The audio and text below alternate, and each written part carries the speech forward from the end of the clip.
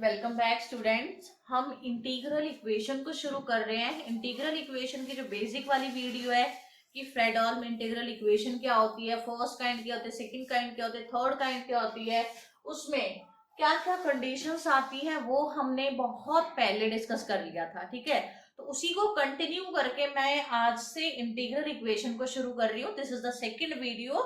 First video बहुत time पहले upload की थी मैंने। ओके, तो सेकेंड वीडियो में हम एक थ्योरम कर रहे हैं कि Fredholm integral equation third kind की सारा रिस्ट्रिक्शन अल्फा एक्स पे होता है और यूएक्स पे होता है। तो Fredholm integral equation of third kind को हम रिड्यूस कर सकते हैं Fredholm integral equation of second kind. तो ये मैं अभी आपको शो करूंगी कि हम कैसे कर पा रहे हैं। ओके, तो देखो फर्स्टली मैं लिख रही हूँ Fredholm integral equation of third kind. Okay, proof. मैं शुरू कर रही हूँ Fredholm integral equation of second kind से, तो थर्ड काइंड से।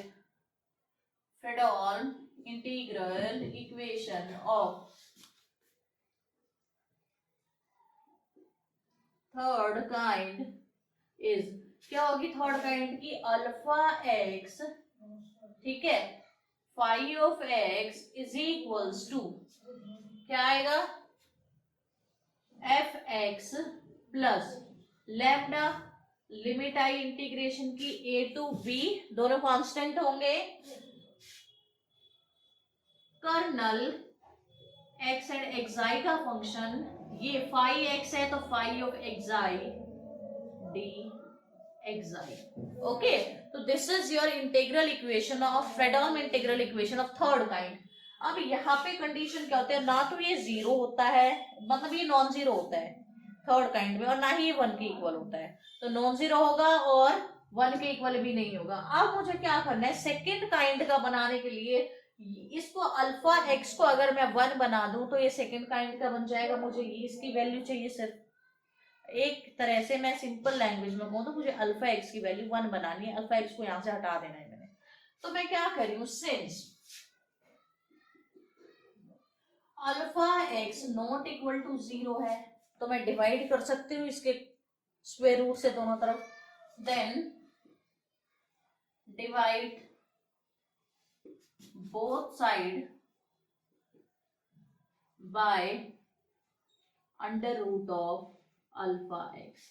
करो दोनों तरफ under root of alpha x से डिवाइड। जब आप ऐसे डिवाइड करोगे you will get alpha x phi of X upon में under root of phi X, sorry alpha X, okay, is equals to F X by में under root of alpha X plus lambda A to B. Divide करना है under root alpha x से तो के one under root alpha x five xi D xi. समझ आई? एक्साई alpha beta कुछ भी ले लो, बस नोटेशन थोड़ी सी अलग होनी चाहिए ताकि आप एग्जैक्टली आइडेंटिफाई कर पाओ अलग अलग वेरिएबल है करके।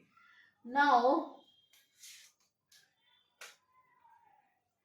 मैंने अज्यूम किया let alpha x five x by under root alpha x को मैंने अज्यूम किया यू एक्स, इसको मैंने यू एक्स अज्यूम कर लिया।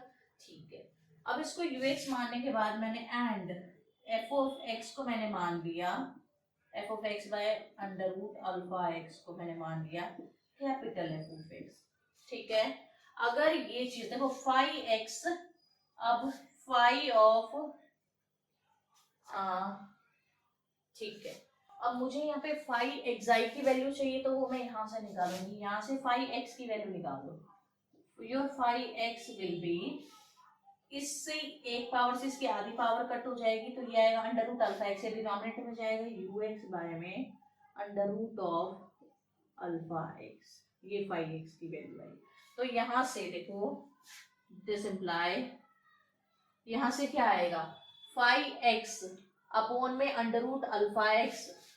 यहां से अगर मैं फाइव एक्साई की वैल्यू निकालूंगी तो वो वैल्यू क्या निकल कर आएगी, फाइव एक्साई की वैल्यू निकल कर आएगी u x, u xi under root में अल्फा एक्साई। ये वैल्यू एक बार रखो, यहाँ पे आया ux, this imply ux is equals to capital F x plus, limit में तो कोई चेंज हुआ नहीं है, तो a टू बी के वन एक्स एक्साई अपॉन में alpha under root of alpha x.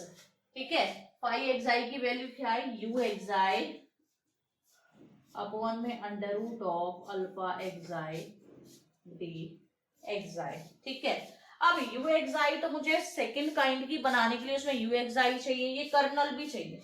तो देखो ये एक्स और एक्साई का ही तो फंक्शन है, इस पूरे को मैं क्या नाम दे रही हूँ, मैं कर्नल बना रही हूँ इस पूरे को, किसका, एक्स और एक्साई का। तो ये क्या बनेगा, this imply u x is equals to F x plus lambda A to b, क्या बनाइए, मैंने इसको एज्यूम कर दिया कि ये इक्वल है के एक्स एक्साई के, कर्नल के X xi U xi D xi. तो ये थी आपकी वोल्ट Fredholm integral equation of second kind. इसमें और इसमें द डिफरेंस इज कि यहाँ पे अल्फा एक्स कुछ भी हो सकता है, एक्स का function, maybe that will be some constant, maybe that will be some linear, quadratic, biquadratic, cubic, any function, but यहाँ पे you have fixed कि अल्फा एक्स की वैल्यू सिर्फ 1 है। ठीक है, तो this is the difference between second kind and third kind. Okay, तो अगर आपको वीडियो अच्छी लगी है प्लीज इसको लाइक करो, ज्यादा से ज्यादा शेयर करो एंड प्लीज चैनल को सब्सक्राइब करो।